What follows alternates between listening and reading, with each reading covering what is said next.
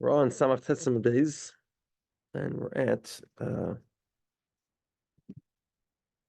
Omer Abaya, about halfway down the page. Okay, this is a quick summary, pretty rapid fire of everything we did until we get to the end of the page. The rest of the Gemara is a little bit easier. Okay, so let's review here. We start off with Rabbi Yehudah. Rabbi Yehudah is of the opinion that says Yush is loikani.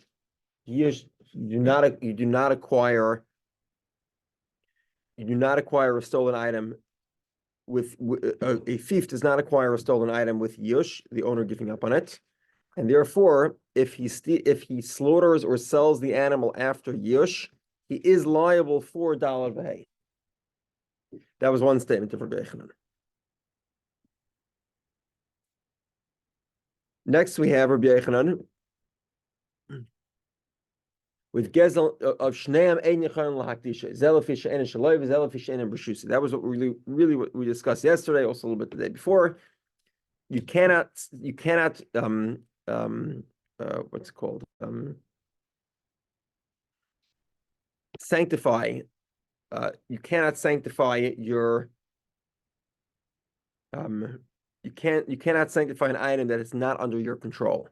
If you don't have control of the item, you can't sanctify it. Hence, if you're the owner of a stolen item and the item is not in your domain, it's in the robber's domain, you can't sanctify. We ran into a lot of, okay. One more point was Rabbi Yehudah says this is the same opinion as Tznuin and Rabbi Dovid said the same thing. What did the Tznuin say? What did Rabbi Dovid say? The Tznuin said that if you're redeeming Kerem Revoi needs to be eaten in Jerusalem. It's the stuff that grows on a fruit tree in the fourth year in the land of Israel. Must be eaten in Jerusalem unless you redeem it. Now, the modest people wanted to make sure no one was eating Kerem Revoi inappropriately outside of Jerusalem. So they used to redeem all the Kerem Revoi that people had stolen during the day on their own money. They were trying to sort of save them from sin. Rav Dovid says similarly that one would make all his leket, we said, was a gift to the poor. When bushels were created, if 2 stalks would slip out of the bushels, then that would belong to the poor. 3 stalks belong to the original owner.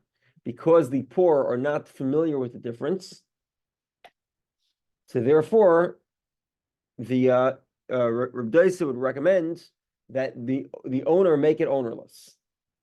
And he make it ownerless at the end of the day. Just like the modest ones, Tznuin, are redeeming their Kerem Revoi at the end of the day, which means that they're doing here is they're redeeming something which isn't in their domain. So the Gemara, and this seems to contradict it does contradict the opinion of Rabbi Yehudah.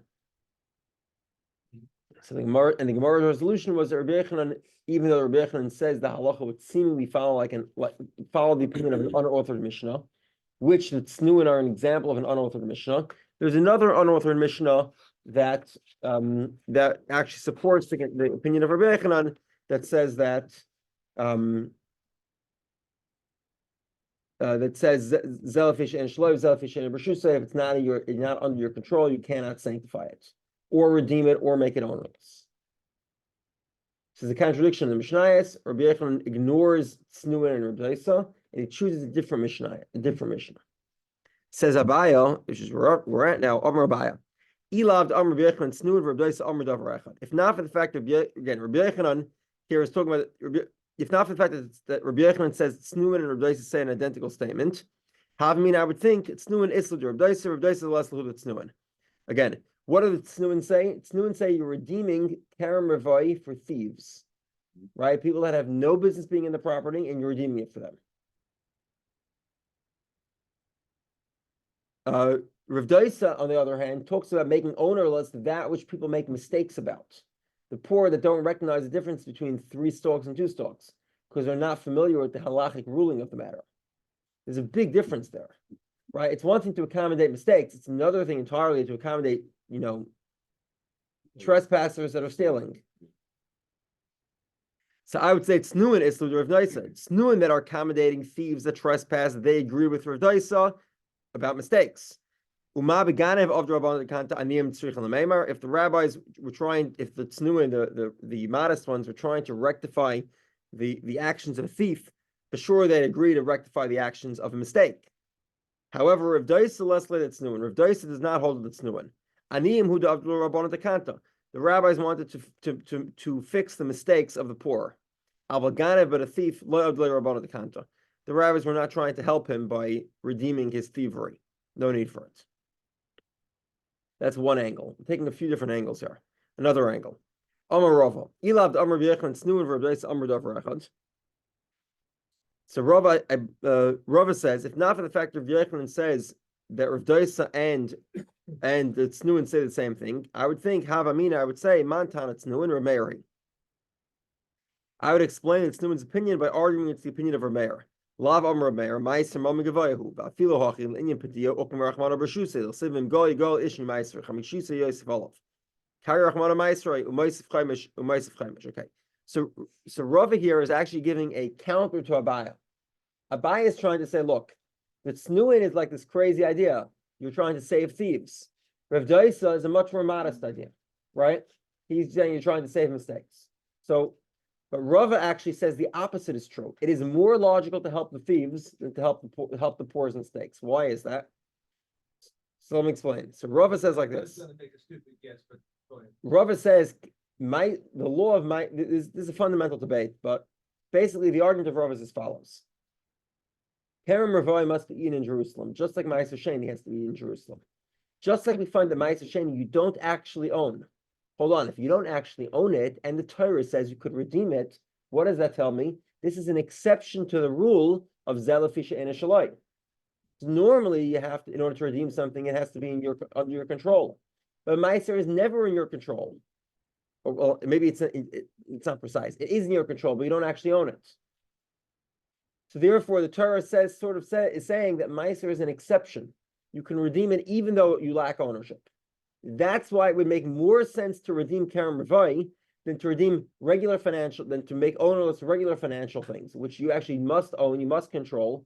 And the fact that the poor have already stolen it, effectively, or made a mistake, to put it in a more kind way, it's too late. You cannot make it ownerless if it's not under your control. We're together? I'm sorry, you came right in among the most. Oh, I know. Yeah. Among the most difficult dafim that we've had in a long time, and that we will have in a long time. That's promising. Yeah. Omer Meir, Meiser Mama Gavayu. I feel Haklan Yibdia Okmer Rachmana B'Shusei. Okay, so Meiser belongs to God. Mama Gavayu means you don't really own it.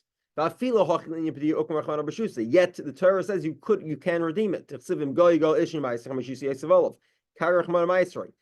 the fact that it's owned, you don't own it. The Torah calls it your Meiser, such that you could redeem it. You add a fifth. The word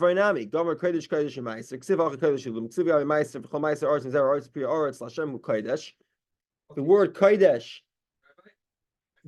Go down 4,300 RPMs to like 60. Okay. Yeah. We're 4 lines into the wide lines. Okay. I'm sorry. Five lines actually. Okay. Basically, the word Kodesh, sanctified material, is applied both to Keramet Ravai and to Meiser. Ma Kodesh Siv Gabi Meiser Alpha Gav Damam Gavaya Hula and Yipidia Okum Rachmana B'Shusei. Just like with regard to Meiser, when the word Kodesh is applied, what it means here is that it's sanctified, meaning it doesn't belong to you. It's just like a sacrifice. Sacrifice you don't own either, right? It's your control, but you don't own it. Yet the Torah says you can still redeem it, meaning you can redeem that which isn't yours. So to Kerem B'Vai, the stuff that has to be in Jerusalem is the same. From the 4th year is in the same place, same status. Afhai Kodesh Nami the Siv Gabi Kerem B'Vai Alpha Gav Delav Mama Gavayahu Le'inyan Achule Ukme Rachmana B'Shusei. With regard to redeeming it, the Torah says even though it's not yours, you can still redeem it. The Haki Isi B'Shusi Nami Halav Didehu V'Hamatzi Mechal Machal Mishum Haki Matzi Machal. In other words, the reason why you can redeem Kerem Rafai is because the Torah says you can redeem it even though it's not yours. Therefore, even if it's not under your control, you can redeem it. doesn't follow. It's an exception to the rule. Alvagabe leket, but with regard to the three stalks that fall out of the bushel, even the mimonid day, there's no sanctification to that money, right? If it's three, it belongs to you. It's your money, just like anything is your money. You own it. It's under your control. When it's under your control, you can make it ownerless. When it's not under your control, you cannot make it ownerless. Okay. Ravina says, Ravina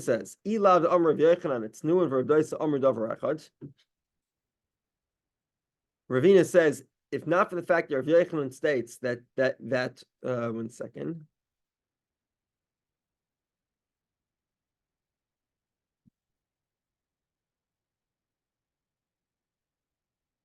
Okay. If not for the fact that Rav Yochanan said that the Tznuin and Rav Doisa said the same thing, I would think Montana Tznuin Rav Doisi. Okay. This is another angle to the statement. Rav Yochanan again says that Tznuin and Rav Doisa say the same thing. Tznuin is the modest ones. What statement do they make? Kerem Ravoi, the stuff that grows in the 4th year, right? They say that Kerem Ravoi, you can redeem it even after it's stolen by trespassers. Rav Doisa again says that you can make ownerless the 3 stalks picked up by the poor as what we call leket. Leket is really 2. They are making a mistake and thinking they can take 3. Rabbi Brown actually pointed out his good point. I believe it's Rashi and the Chazal say that so Rus was going to collect these leket pieces from Boaz's fields. And Boaz saw that she was very wise because she only took 2.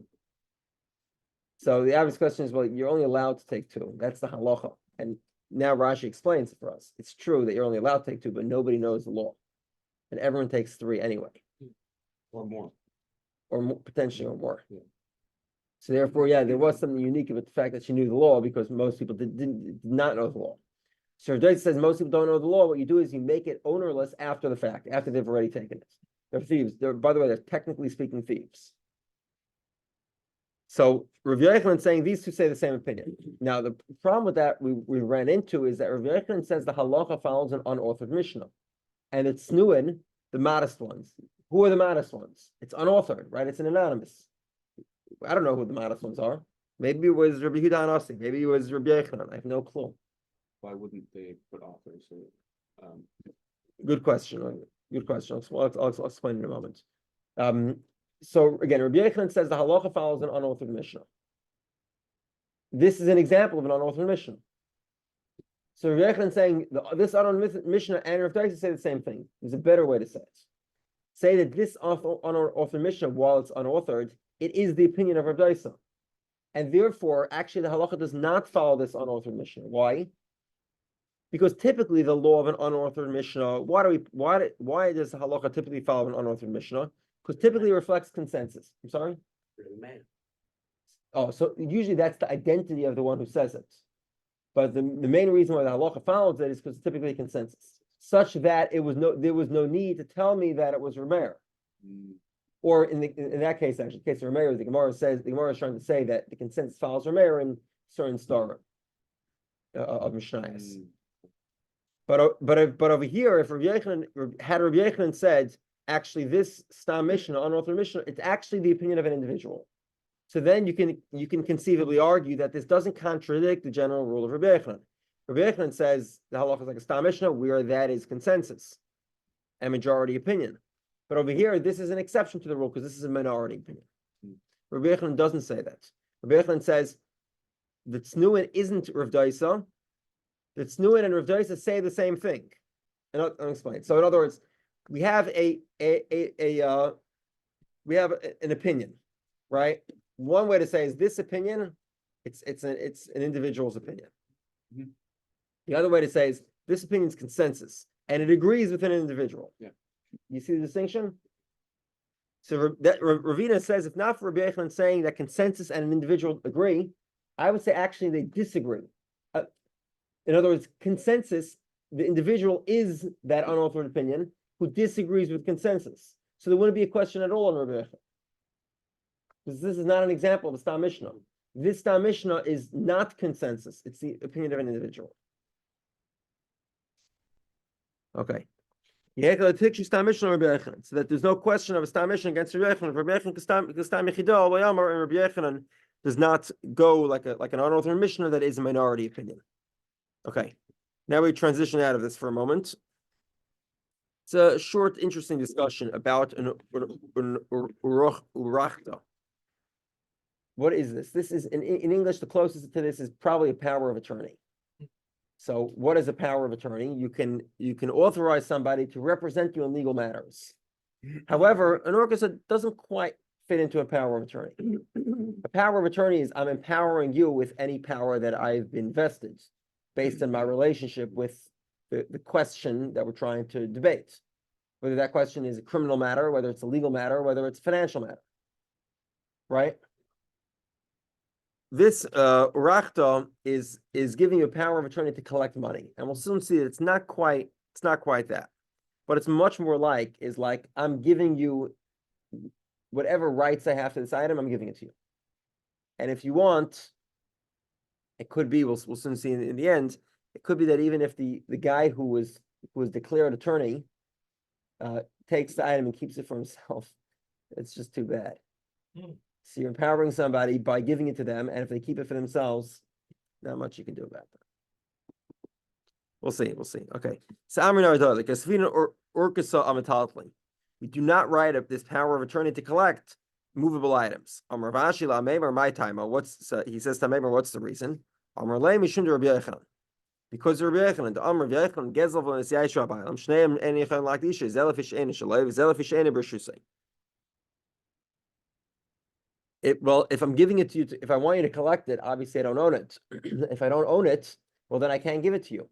And the methodology of this power of attorney is that I'm giving you the item to which I have a financial claim.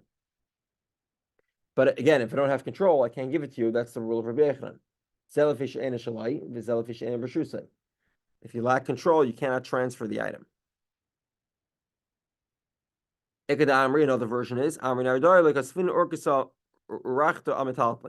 do not write an urachta on movable items, the kafre that he denies.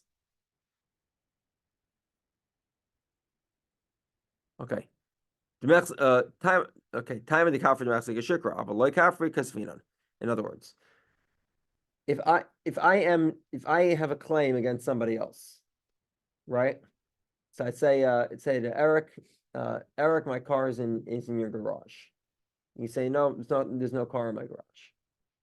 So I say, okay, you know what? I'm empowering Steve. He's a good collector.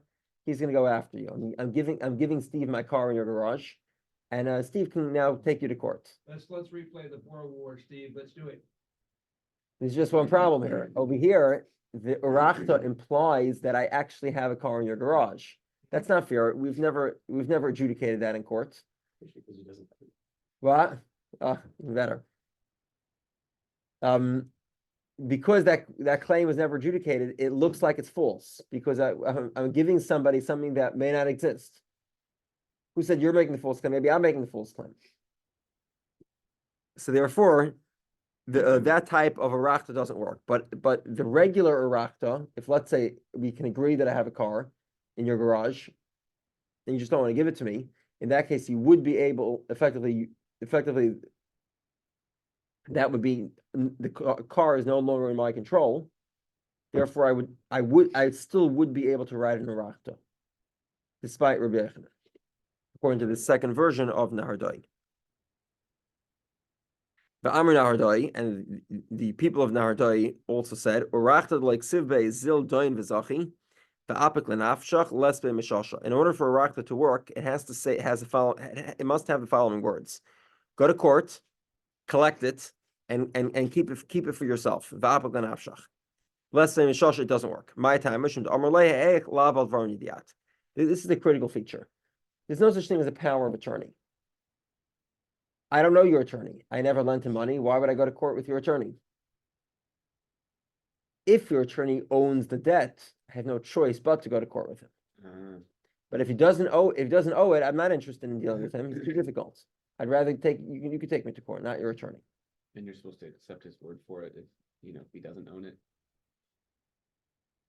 You should Another not have reason- to. Yeah, another reason not to. Exactly. So therefore, and that's sort of the explanation for the Gemara previously. Rachta really is that you're giving the attorney the power, the item, not just you're empowering him, but he is a party to the dispute because he owns it. Amar Baya says because of Bay Lemetzel Shishorvia Migidim Shtoidina Pagam Shtoidina Kula. So Baya says you can also give him half or a quarter. Once he can litigate a quarter, he can litigate the whole thing on your behalf. Amar Meimer says Itofas Lemafkinamine. Okay, there's a number of different interpretations of what this means. If you look at the article, some very large footnotes here. Would recommend it, but for brevity, we'll explain it according to one of the opinions, which is that if the empowered attorney keeps the item for himself, we do not take it away from him. Right? So you empower this attorney by gifting him the item in the domain of this other guy. And if he actually litigates it and collects it and then keeps it for himself, tough luck. The attorney can keep it and he doesn't have to give it to you. So you've sold him at least a quarter of your. So that's if you actually sold it. But you could sell him a quarter, or you could sell him the whole thing. Mm-hmm. Either way, whatever amount you sold him or gifted him, he doesn't have to give back to you. Rav Ashi says, "Kivin the kasfa they called him as ani medina kabila salai shliach shavia."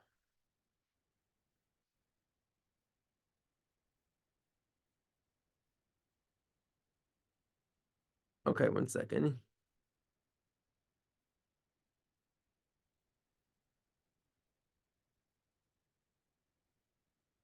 Since the document includes a statement that whatever you collect from the court goes back to me, so then shliach shavia, he's much closer to an agent. And according to Rav Ashi, if he tries to keep it for himself, that is not valid. You can collect it away from the agent, attorneys / owner. Ultimately speaking, shliach shavia, he's really an agent acting on your behalf. The Amar, and some say shutfa shavia. Actually, he's considered a partner. L'mayanaf kamina l'mitfas palga. Whether or not he can keep half for himself. Okay, and there's a question about whether or not this last line is a correct textual variation, but we'll read it anyway. V'hilchasa shliach shavia, that by empowering this person, by giving him the item, you make him into a shliach, into an agent, and therefore he can, and therefore the agent is acting on your behalf. If he keeps the item for himself, that is invalid, and you can collect it away from him. We're together? Okay, next Mishnah is a little bit of a change of pace. Okay, so basically the theme of this Mishnah here is what the famous character we meet again, Kollel Rabbi. You want to read that? Kollel Rabbi. In short, Kollel Rabbi basically means if you have you have the potential to be indicted for two separate penalties. So, for example, let's say a person kills somebody else, and let's say they shoot them dead, and it happens to be they're wearing a very expensive jacket. It's worth $10,000. Now the jacket's blood soaked and it's filled with organs and it's terrible. It has to be disposed of. Do you have to pay them for the $10,000 jacket? Who? The deceased inheritors. Inheritors. So the answer to that is no, because of Kollel Rabbi. The court will only administer. I gave an example. Typically, when today when they arrest a well-known criminal, you often hear in the news he's like charged with 937 counts of all sorts of stupid crimes. So like it's like 127 counts of wire fraud and jaywalking, and all these they just pile it on endlessly. And murder, right? So and then he goes to sentencing and he gets 2,455 years in prison. It doesn't work like that under Jewish law. You only get one penalty for every action. So, for example, if you shoot somebody, if somebody is shot, and the murderer ruins their garment, maybe breaks their car too, and maybe injures somebody else, the murderer will get the most severe penalty and be exempt from everything else. So he won't have, counts of attempted assault plus battery plus what's it called? Negligence and damages and all. None of that. It's all going to be murder, and he's going to be killed for it. Okay. Let's see the mission now. This is the main question. So there are some scenarios that don't quite cross that line of Kamma Rabbinah. That's really a lot of discussion here. There's another component also, which we'll get to in a moment. Ganav al pishnayim, he steals with two witnesses. V'tovach u'machar al piyam, and then the same two witnesses see him slaughtering or selling the animal. Right? This is a classical case of 4 and 5, right? Or ayal pishnayim acher, or two other people see him slaughtering. So two people see steal, another two people see slaughter. You pay 4 and 5. And we'll explain that in a moment. Let's say he steals and sells the stolen item on Shabbos. Now, selling on Shabbos is typically a rabbinical prohibition. Because it's rabbinical, there's no Kamma Rabbinah. On the other hand, if you slaughter it on Shabbos, absolutely there's Kamma Rabbinah. You will not pay 4 and 5 because you'll be liable for the penalty of violating Shabbos. Which also is a capital. The good news is you're getting off on the theft charge. The bad news is capital punishment. Yeah. Ganav v'machar b'Shabbos. Sorry. Ganav v'machar b'Dezaros. He sold it to idol worship. Again, selling to idol worship is not a good thing to do, but it's not a capital offense. Slaughtering as an act of serving an idol, that is a capital offense. That is not listed in the Mishnah, precisely because it's Kamma Rabbinah. He stole it and slaughters it on Yom Kippur. This one we'll have to address. Violating Yom Kippur does not incur capital punishment. It does incur another severe type of penalty, but that's death by heaven. Not capital punishment. We'll discuss this tomorrow. So he steals from his father. He slaughters it or sells it, and then his father dies. In this case, he's already chayav dalad v'hei before his father died. Right? Mm-hmm. If, however, he steals the item, then his father dies, then he actually slaughtered his own animal because he inherits his father. Mm. So then you would not pay dalad v'hei. Who would you pay it to? I'm sorry. If you were paying it, who would you pay it to? So then it'll be split among the inheritors. Over here, his father died after he slaughtered it or sold it. So he has to pay dalad v'hei. It's split among the inheritors. He stole it and slaughtered it and then sanctified the remains. In all these scenarios, you pay 4 and 5. You stole and slaughtered to be able to heal somebody. Either clovim or the carcass went to the dogs. Okay, the point of these two items is that it did not need to be a legal slaughter. A halachically approved slaughter. And this is a point we'll have to bring up soon. He slaughtered it. It turns out the animal is not kosher anyway because it has, let's say, a hole in the lungs.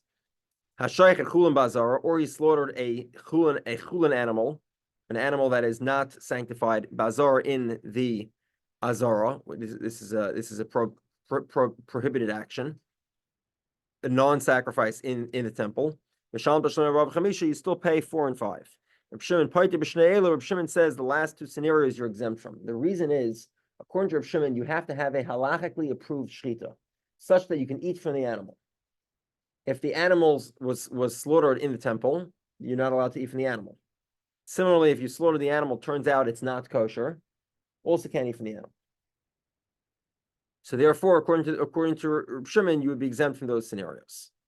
Okay, first point. Let's say the Mishnah is not like the opinion of Rabbi Kiva. Rabbi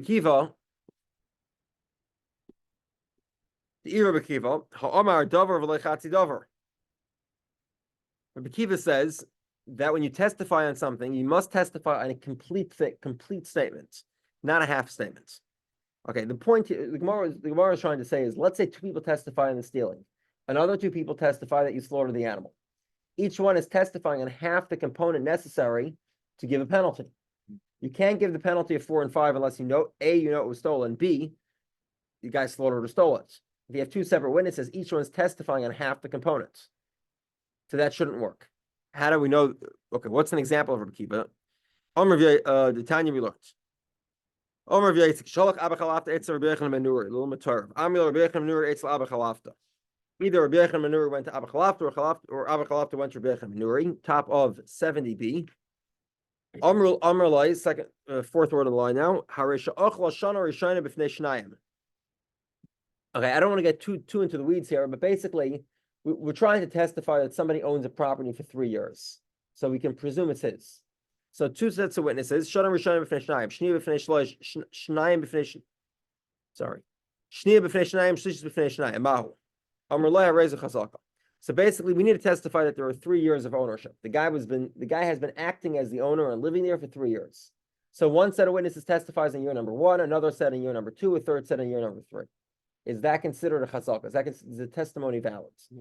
So Abu Yossi says, yeah, it is valid.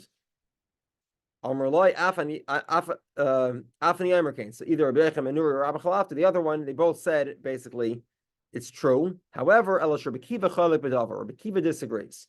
You can't have half testimony. And this is an example of half testimony, right? Each one's testifying on a third of the amount of time necessary. The critical question here is, did he live there for 3 years? And the answer from 3 separate people is a third. Doesn't answer the question. According to Rav Kiva, that's a half statement. It's not valid. Similarly, our mission should also not be valid because a half statement of stealing, another half statement of slaughter or sell, they can't be combined with each other. So Amar Abaye says, no, there's a little bit of a difference there. I feel Tamer Rabbi Kiva. The mission could be the opinion of Rabbi Kiva. Mila Rabbi Kiva b'shnayim kidesh b'shnayim baal. Let's say you have an example of a woman who's suspected of adultery, right? So 2 people come and say in January, they witnessed an adulterous act in January.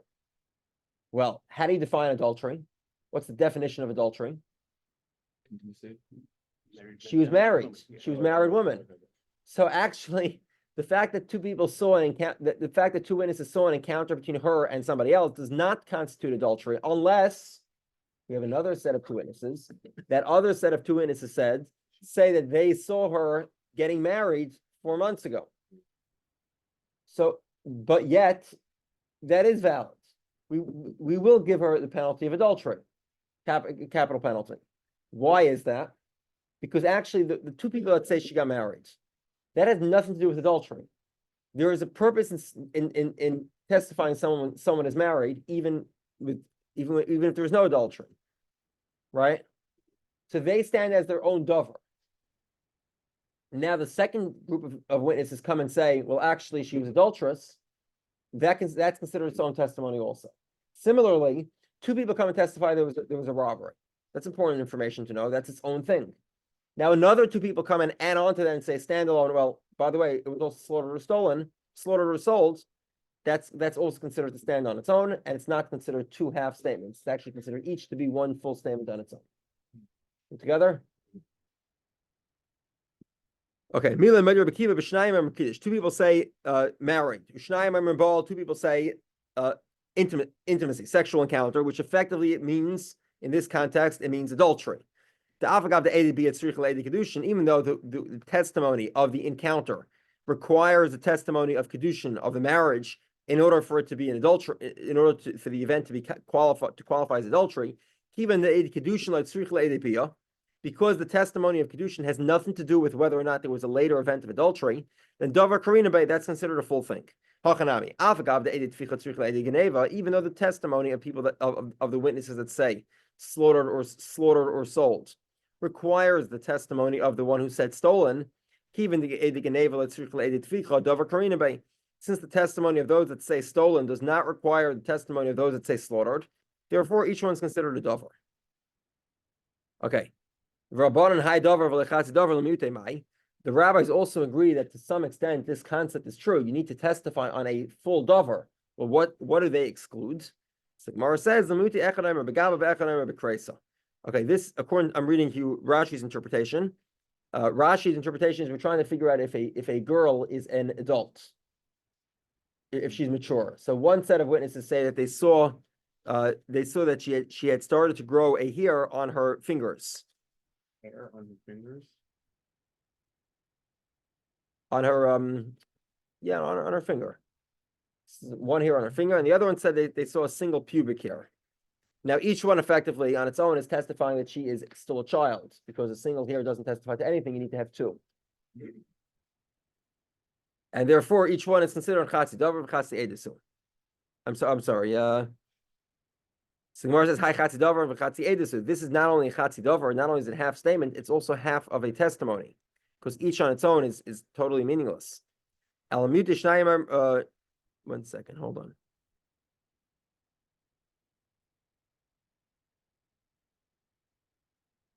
Sorry.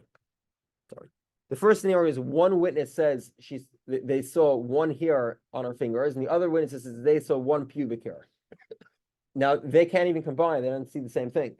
It's a half edus as well, because you need two witnesses to make testimony, not one.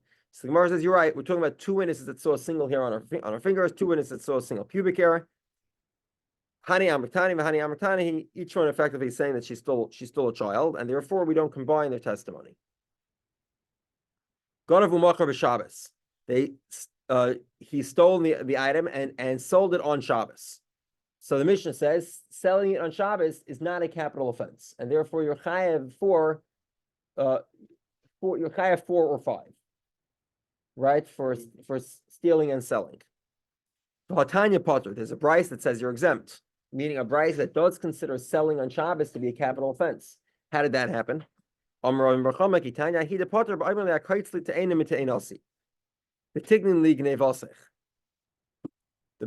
buyer says, go pull a apple off my tree, and by pulling an apple off my tree, I'm buying that.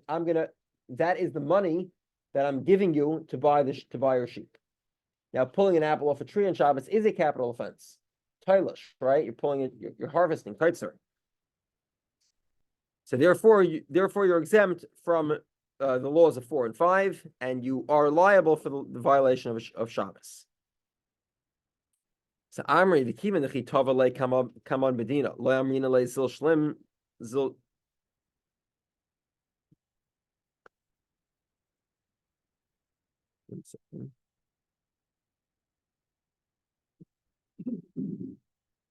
Okay.